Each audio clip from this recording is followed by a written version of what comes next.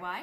If you've never stopped by my channel before, I've been sewing since I was about 8 years old, and I've been a freelance costume designer for about 8 years or so. What we're gonna do today is we're gonna take a look at my sewing kit, and I'm gonna point out some of the tools that are really important if you're a beginning designer, and some tools that'll just make your life a little bit easier. So stick around, and we're gonna open her up. Okay, so let's get started with what I think is the absolute most important tool in your toolbox, and if you're gonna put your money anywhere, please put your money into getting yourself a really, really great pair of scissors. When you're cutting a lot of fabric, if you have a pair of scissors that's too dull, it's really gonna take a toll on your hand, and anyone that would see me during a really heavy show season, I would actually develop little calluses right along these knuckles because I'd be cutting so much. So these are what's known as GINGHER scissors. They're kind of the gold standard in the sewing industry. They can be pretty pricey, anywhere from $30 to $80 for a pair. So if you do want to get a pair of these, what I'd recommend is looking out for a Joann Fabrics half off coupon or a sale on Amazon, and you can get yourself a really nice pair of these. The great thing about them is you can resharpen them. So that way, you're not putting $80 out for a pair of scissors and then, they're dull in 6 months. You can get them sharpened at a local sewing store and they'll last you a really long time. So if you can't afford a pair of these, my next recommendation would be FISKARS. You can get these at Walmart, Joann Fabrics, Amazon. I've got a link to them below. And these will run you anywhere between $6 to $15. And still you might say, well, there's a pair of $2 scissors right over there. Why can't I buy those? And they're gonna dull out on you so fast. So get yourself a pair of these. Your hands will thank you. You'll save time on your projects, and it's really worth the money. Also, you want to have a pair of scissors that's not for fabric.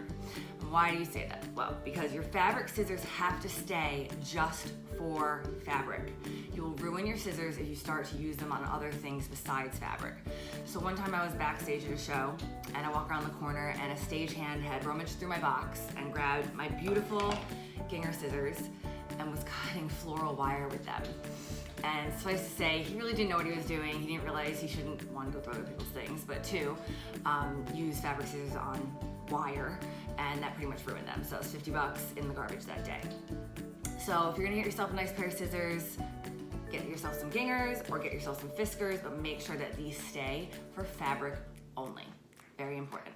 So the next thing any really good sewing kit is going to need is your thread. Now, obviously I have a lot of different colors here because I never know what garment might rip or what I might need to fix. So I've got a lot of different colors, but if you're just starting out, you should probably get yourself a nice spool of black, of white, and then a color to match whatever garment you're working on. It's kind of an amateur looking thing if you use the same color on every single garment you make. So if you're making something in navy blue and you make it sew it in pink, kind of screams that you don't know what you're doing. So you want to get a nice thread to match your fabric. Best bet is to go darker rather than lighter. It'll blend in better. And brands I'd recommend are Coats & Clark. That's a really good brand to start with. Gutterman is a really, really fancy, bougie brand. But if you can't afford that, Coats & Clark works just fine. And again, there's a link below to a nice little starter kit of thread. All right, so another tool that's going to be your best friend, especially if you're a beginning sewer, still my best friend, even though I've been sewing for 25 years, is this. This is what's called a seam ripper. So this little guy, he's got a little blade right in there, and anytime you make a mistake on a seam, you're gonna use this to go ahead and rip those stitches out. And like I said, if you're a beginner, you're going to be doing a lot of that, so make friends.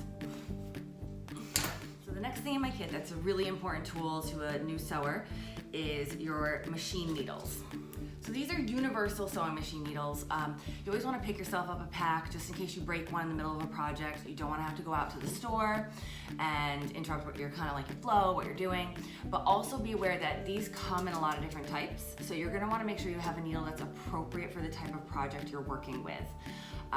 I use a lot of ballpoint needles, a lot of stretch needles because I work with a lot of stretch fabrics, but there's also denim needles, and a universal needle is kind of good for any kind of cotton or just standard project that you're working on. So the next thing on our list is this little guy. which is my pin cushion, and I've got some lovely metallic pins stuck into him. So I've linked below just the classic red tomato pin cushion. I really like the metallic ball topped pins. They have extra long pins, they have short pins, they have ones with no ball or just a little bit of a top. So it's really personal preference to what you like to use. I don't recommend those really tiny silver ones for a new sewer, just because they're really tricky to get out of a garment and you could very easily drop them and make a big mess. So I really like to use the metallic topped pins. Again, link to them below. And if you're someone who you think you might make a little bit of a mess, I'd also recommend getting a magnetic pin cushion that you can kind of roll around and it'll suck all your pins on for you. So the two last things in here that I would put on the absolute must-have for a beginning sewer are your bobbins, which these go into the bottom part of your sewing machine. You have to make sure you have the right size. If you do not have the right size, your sewing machine will not work. So make sure you check your user's manual because there's maybe 5 or 6 different sizes of these guys, and it will mess your sewing machine up if you don't have the correct one in. The other item that you definitely need to get yourself is some hand sewing needles. You can buy yourself any kind of little pack of these at Walmart, Joann Fabrics, any of those stores. And they're just really handy to have because you can hand sew projects, you can hand sew things that aren't fabric. Make sure you get yourself a pack of hand sewing needles. I've got my little kitty cat tape measurer. There it goes. Which is actually a gift from one of my students. I don't remember who, but it was a really nice gift and I still have it. So if you're watching this, thank you for giving me my little kitty cat tape measurer. I've also got a whole myriad of closures down here. That's the thing that happens a lot backstage is your hook on the top of a zipper will go off or the zipper itself will break. So I've got in here your very classic hook and eye closures. I've got an extra bra clip just in case. I've got a whole bunch of different sizes of snaps. I've got like big fat ones. I've also got those pants closures in case one of those breaks. And then I've got safety pins because safety pins are your best friend if something breaks backstage and you don't have time to really fix it before the actor goes back on stage. Some other things that I have in here that really help my life are I have a couple extra little hair combs, and that's if a hat comes in and doesn't really fit the actor's head right, or they have a wig on and the wig designer usually tells me, oh my god, don't touch the wig, please be nice to the wig, and I get yelled at a lot about it. So I have these just in case. It helps keep hats on, and if a hat still won't stay on after that, I've got a couple backup little plastic headbands, and I'll stitch a little headband in there, and that'll help, you know, kind of an awkward hat situation stay where it needs to be. So I've also got, along with those closures, I've got a nice little roll of nude Velcro so that if I ever need to throw this onto a costume, I can. I have got some very lovely Aleene's Jewelette, which I use to crystal things. I've got a glue gun, which fixes all things broken in a pinch, so definitely get yourself a nice little glue gun, along with your glue sticks. So the last thing I've got in here is some extra zippers, just in case someone's zipper breaks and I can rip it out really quick and fix it before they go on stage.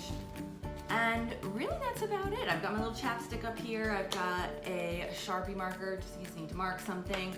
But this pretty much does it for me. If I have a bigger issue, then I have to go out and either pull something from my stock upstairs or I'll run to a Walmart really quick down the road to get what I need. But this is pretty much what I need to make it backstage. So I really do hope that you find this video helpful to you, and if you really like this channel, please go ahead and hit the subscribe button so you get a notification when I post new videos. And I want to thank you again for stopping by, and I hope to see you soon.